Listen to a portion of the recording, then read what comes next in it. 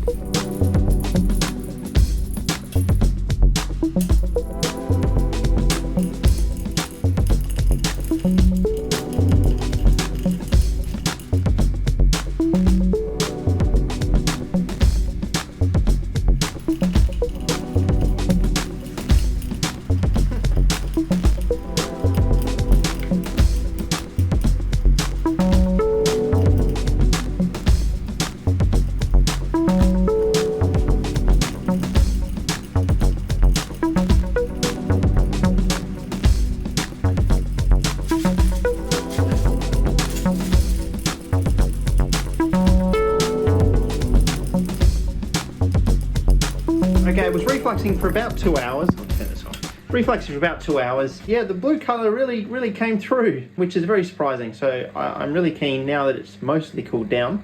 Let it cool down a little bit more, but I want to be able to see those metal pieces. I want to see how much we've actually gone through, because it looks relatively like sludgy, I guess, but it could be a very small amount of material just suspended in that. Look, promising signs. Very good. So there's still definitely quite a bit of metal left, but really a brilliant blue colour. So hopefully it's not just my stir bar that's been cracked open and then the sulfuric acid is just dissolving the nickel, the samarium or whatever is in the magnet. Alright, I couldn't help myself. I had to check if the magnet was okay. It's fine. It looks fine anyway. These are not regular magnets. I was worried about the temperature of reaction being about over 300 degrees, 330 potentially. The Teflon magnets might not be okay at that. The Teflon might start breaking down and that would be very bad. So these are some high temperature stir bars. I'm not sure if I used them on the channel before, but someone sent them to me a while ago. They're really cool. They've got a high temperature magnet in them. It's got a higher, what's it called? Curie point. So the magnet doesn't break down at high temperatures, and it's surrounded by glass rather than Teflon. So you can use these stir bars up to, I think, 600 degrees or so until the glass starts to soften. These are a special samarium magnet, I think, rather than the normal neodymium magnets. That's what let us stir this boiling hot concentrated sulfuric acid, and it's fine. So it's a cool thing to have on hand. We've got this quite lovely blue colour and everything is cooled down now, but what we want is niobium pentoxide, which is very insoluble in water. So I think if I add some water to this, it will precipitate out the niobium pentoxide. Obviously, this is very sludgy. Everything is sort of precipitated out here anyway. But what we might see is the complete loss of color as we go back to the the colorless oxide, rather than having this nice dissolved niobium, or sort of dissolved. It's just going to go to the colorless oxide.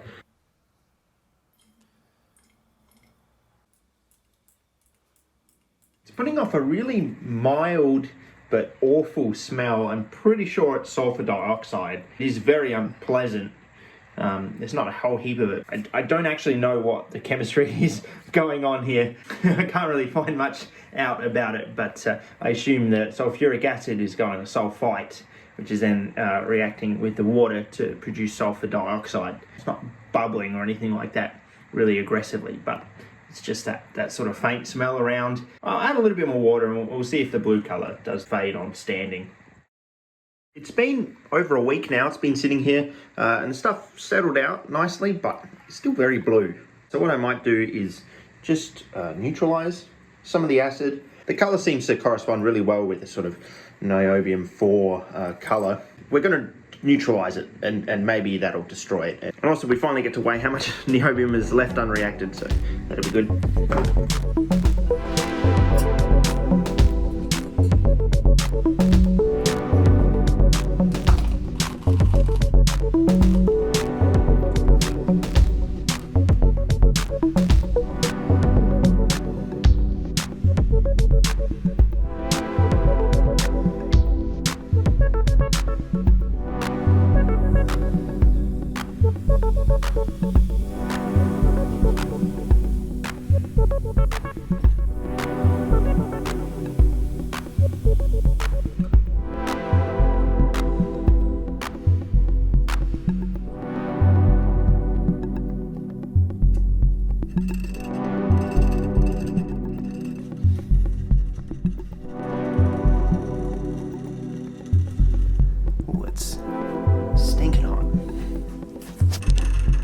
Colour's fading.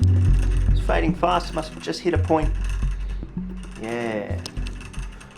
Oh, I thought it would be extremely gradual. And that added a little bit more sodium hydroxide, and the blue colour disappeared. Obviously, when the camera is off, but caught a little bit of it.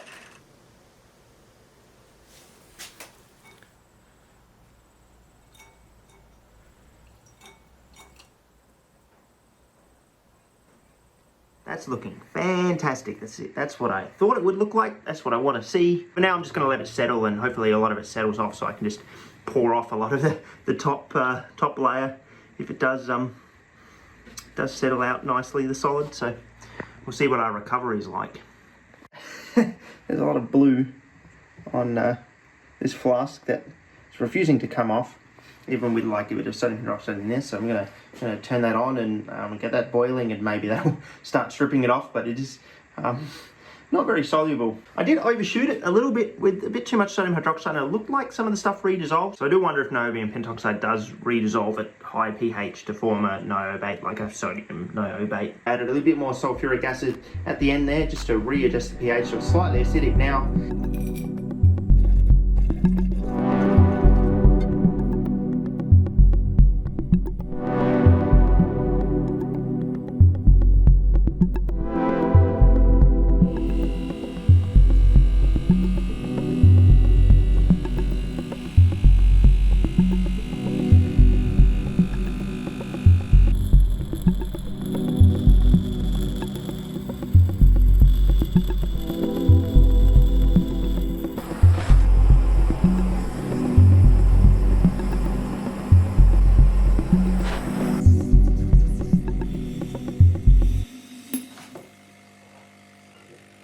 Ah, cracked it.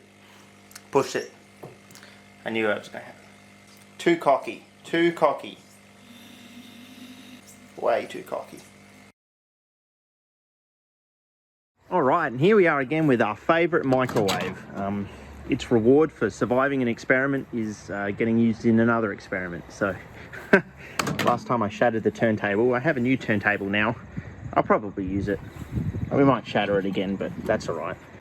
Maybe I just have an endless supply of turntables, who knows. But instead of terrible little bits of porcelain like we used for the crucible last time. I actually have a more reasonable, proper crucible and this microwave furnace. So this microwave furnace is covered in graphite and apparently get very hot in here. So it's actually designed for melting glass. It's just a thing off eBay. We want our niobium pentoxide and lithium mixture to get to about 900 degrees for quite some time. And to test whether it actually gets to 900 degrees, I've got a little bit of silver here. Looks very corroded. Anyway, so this silver here, let's see if we can melt it, really. The silver melts at, what, 950 degrees? I looked it up just before, but I've already forgotten. So let's put this in the microwave. Might just put it in for 1 minute at the start, let it cool for, well, think about things for about a minute, and then I'll put it in for another 4 minutes straight. And then we'll pull it out. Not immediately, it's probably going to be very hot. But we'll see if we've actually melted this little bit of silver metal here. And in doing so, we've proved that we do actually get to the required temperature.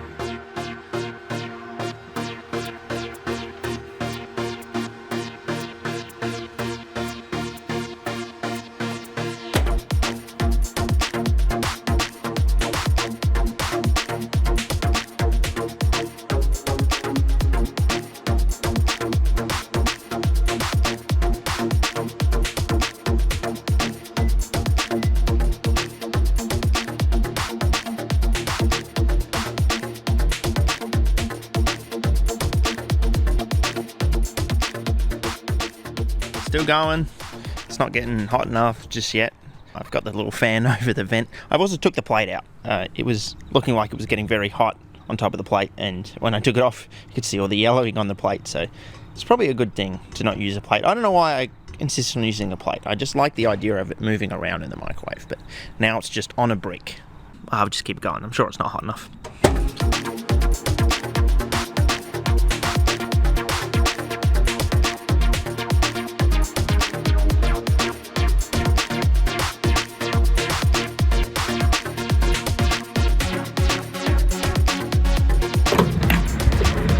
Ooh, it's definitely glowing. It's definitely glowing.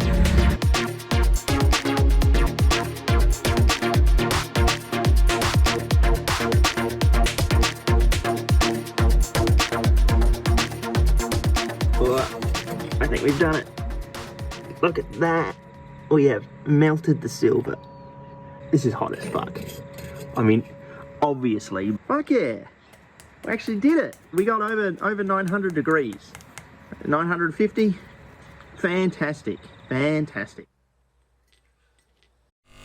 Alright, looks like it's dried out very nicely, so I'll get it out of here and weigh it. Definitely at least a useful amount of material in this. So we did lose a little bit of pentoxide at the bottom. This is just solution I decanted off the original solution to make the filtering a bit easier, and then just did some initial washings and decanting, and there's a little bit of losses down bottom of the white powder, but it's not very much though.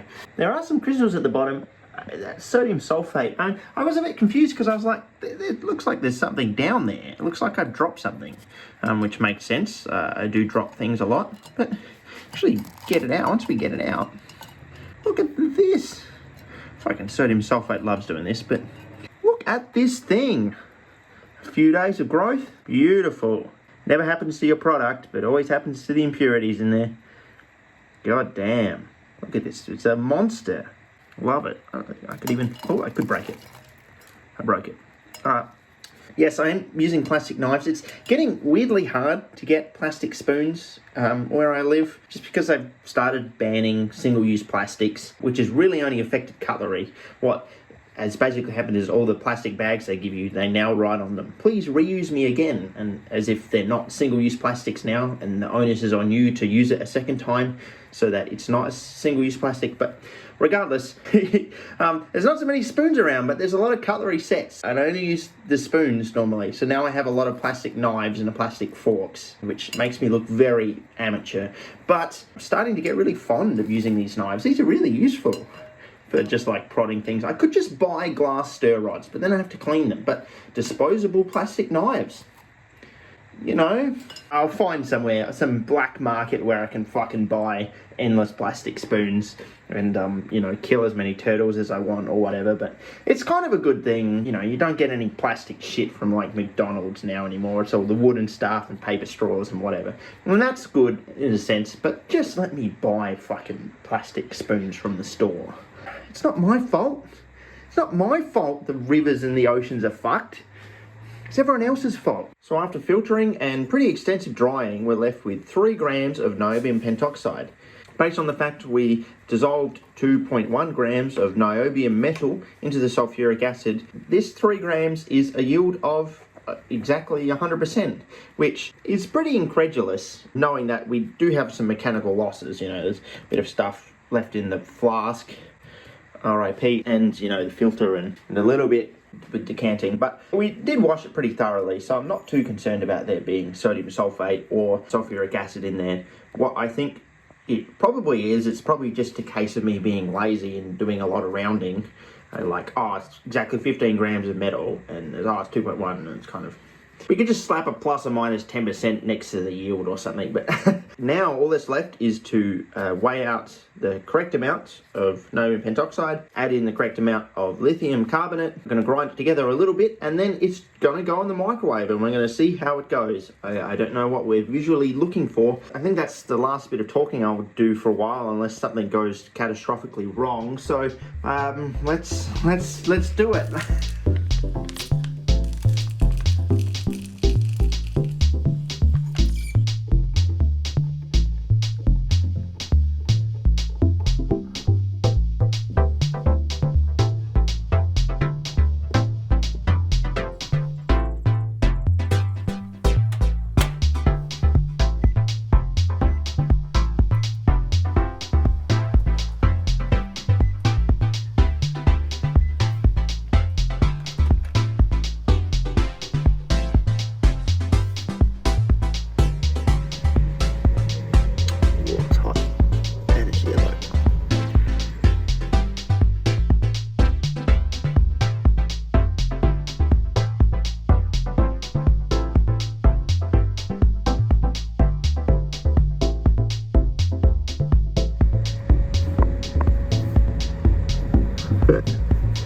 That's hot.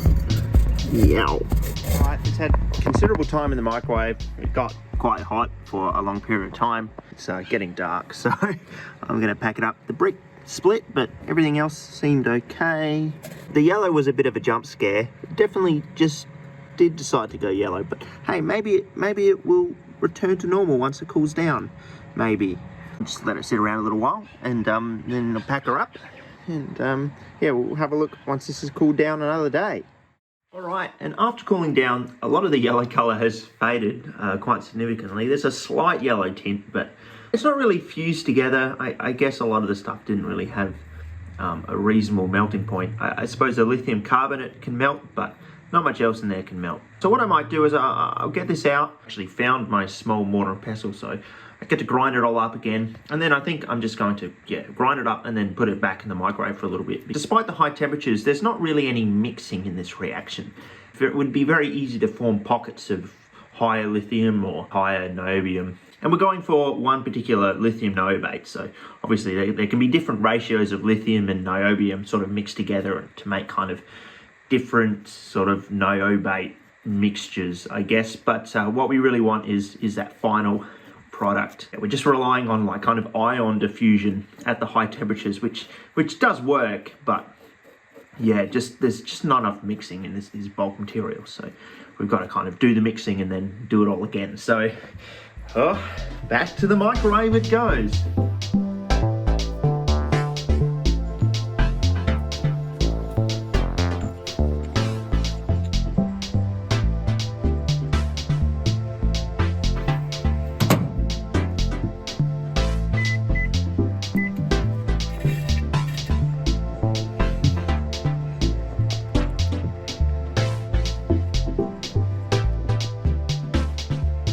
Here we are, we're left with a very slightly off-white powder here, quite crumbly. It's insoluble, non-hygroscopic. It's been sitting out here for about a week and a half, and it hasn't really absorbed any water from the air. It's fantastic. So I suppose we've done it now, but honestly, the product is a little underwhelming. It's not very exciting. What I really want is I do want like a bead of it.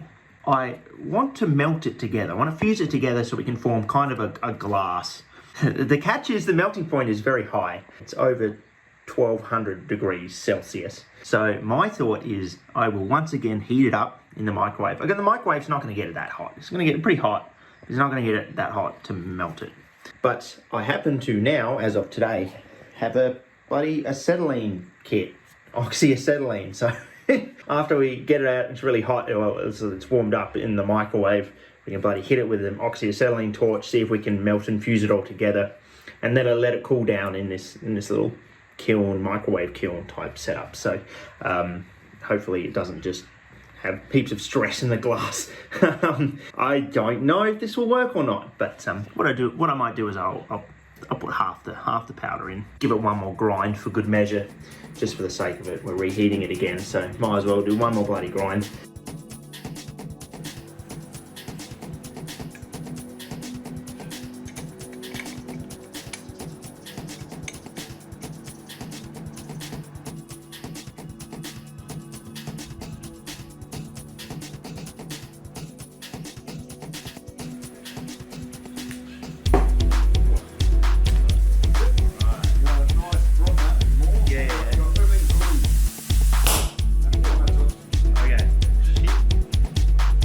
It's pretty fucking full on.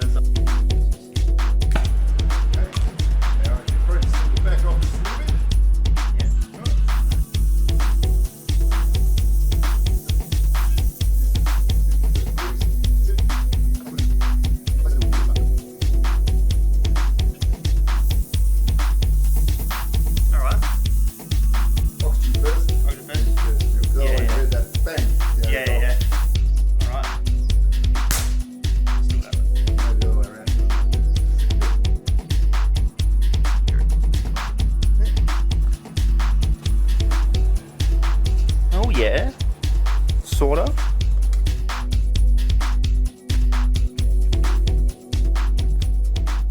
All right, well, I did manage to fuse it together, but I bloody cooked it. Look how black the stuff went. It's probably all the carbon from the flame. Damn. So if someone wants to suggest a way I could melt these nicer, I just think they went black because I put the flame directly on them, but it needs pretty hot temperatures to do it. These are so far from optical quality.